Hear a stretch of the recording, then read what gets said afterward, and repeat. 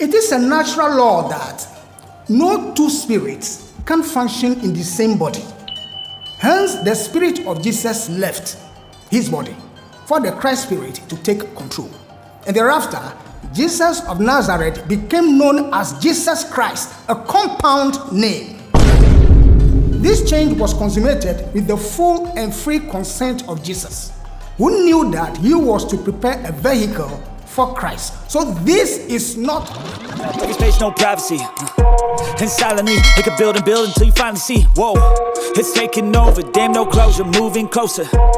No exposure, I just wanna be a loner. It is in that fulfillment that Jesus of Nazareth was born, the noblest human body that mankind could ever produce in this age. His childhood and youthful years were spent among the Essenes in the desert of the Dead Sea, where he underwent explicit tutelage. He was taught and taught physically and spiritually in order to sufficiently prepare him for the divine mission. So Jesus of Nazareth worked. He didn't just come and folded his arms. He worked. He attained all the 13 initiations, and this is the most important thing. To have even a single initiation is no joke. And by the age of 30, Jesus of Nazareth had gone through all the 13 initiations. When we talk about Jesus of Nazareth, some people confuse it with another Jesus who took the Eastern teaching.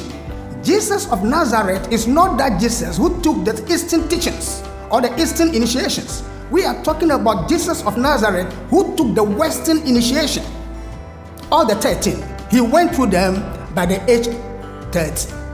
He went through the 9 lesser initiations and the 4 greater initiations. His forerunner, John the Baptist, was equally trained there among the Essenes. By 30 years, the Essenes had sufficiently prepared Jesus to begin his deific work, to relinquish his body for the Christ Spirit to descend into and use in order to have access into the planet and become its indwelling spirit. This took place at the baptism, when the original owner of the physical body, known as Jesus of Nazareth, gave way voluntarily to the Christ Spirit. At the time Christ entered the body of Jesus, Jesus was a disciple of high degree. Consequently, his life spirit was well organized. Therefore, the lowest vehicle in which Christ functioned and the best organized of the higher vehicles of Jesus were identical. And Christ, when he took the vital body and the dense body of Jesus, was thus furnished with a complete chain of vehicles, bridging the gap between the world of life spirit and the dense physical world. And we are showing the diagram. This diagram shows that the Christ, functioning in the world of God, descended all the way to the desired world with the various bodies. But because he never built a physical body comprising this dense body and the vital body, Jesus was prepared so that he can connect to the body of Jesus. This is what we have shown in the diagram. So they were properly aligned. The Gospel of Matthew, Mark, and Luke describe the event. We're talking about the baptism. Let's refer to Matthew chapter 3, verse 13 to 17, where it is written, Then cometh Jesus from Galilee to Jordan unto John to be baptized of him. But John forbade him, saying, I have need to be baptized of thee, and comest thou to me? And Jesus answering said unto him, Suffer it to be so now, for thus it becometh us to fulfill all righteousness. Then he suffered him, and Jesus, when he was baptized, went up straightway out of the water, and lo, the heavens were opened unto him, and he saw the Spirit of God descending like a dove, and lighting upon him. And lo, a voice from heaven saying, This is my beloved Son, in whom I am well pleased. It is a natural law that no two spirits can function in the same body. Hence, the Spirit of Jesus left his body for the Christ Spirit to take control. And thereafter, Jesus of Nazareth became known as Jesus Christ, a compound name.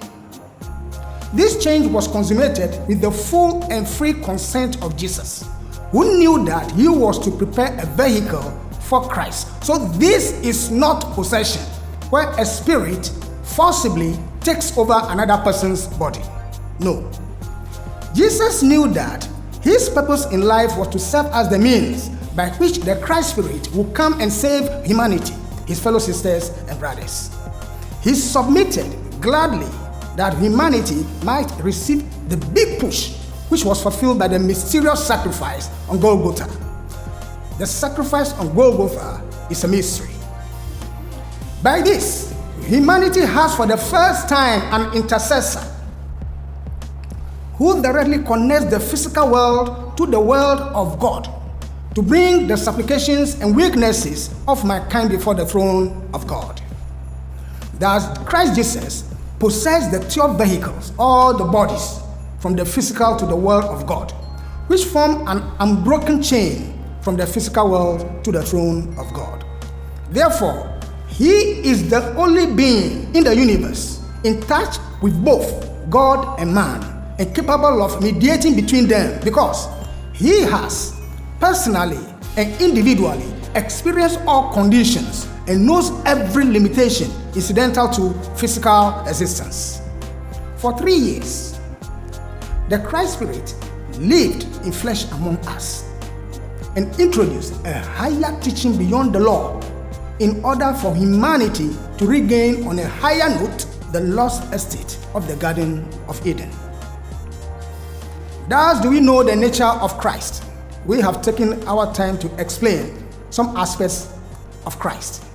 He is the highest initiate among the archangels. Please don't make that mistake thinking that Archangel Michael is the highest. No, the Christ is the highest among the archangels. Of course, Archangel Michael is the ambassador to earth, but beyond him is the Christ.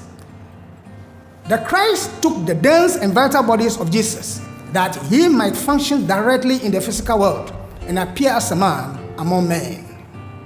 Had he appeared in a miraculous manner, it would be very contrary to the scheme of evolution. Because at the end of the fourth movement of the spiritual impulse, humanity had been given freedom to do right or wrong and learn from mistakes. And in regards to the spiritual impulse, we talked about them in our previous lecture number 12. The reason why we've been given this freedom is that we need to learn to become self-governing. We should learn to govern ourselves, not coercion. Coercion should not be applied to us. We must know good and evil through experience, and we must eventually choose good.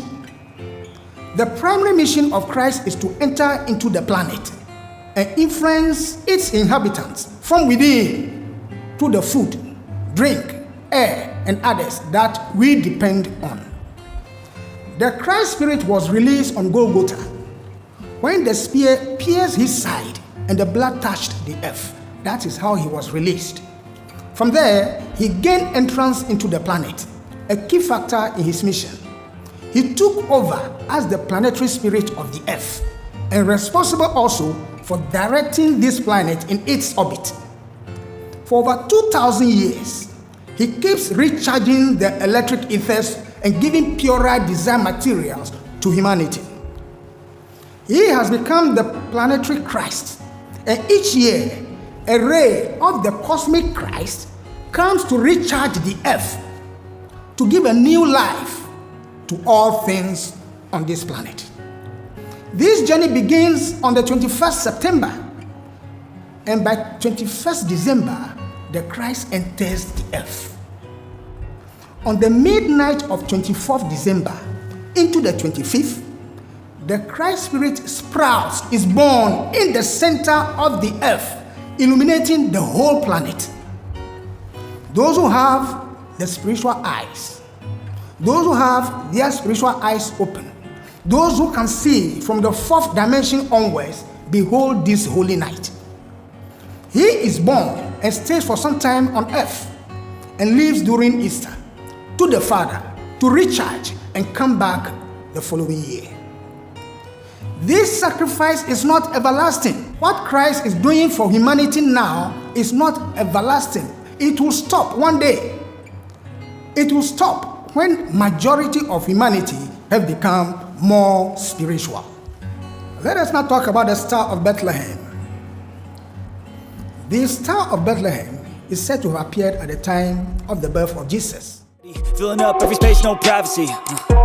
And silently, it could build and build until you finally see. Whoa, it's taking over, damn no closure, moving closer. No exposure, I just wanna be a loner. Some can't stay sober, looking over all this.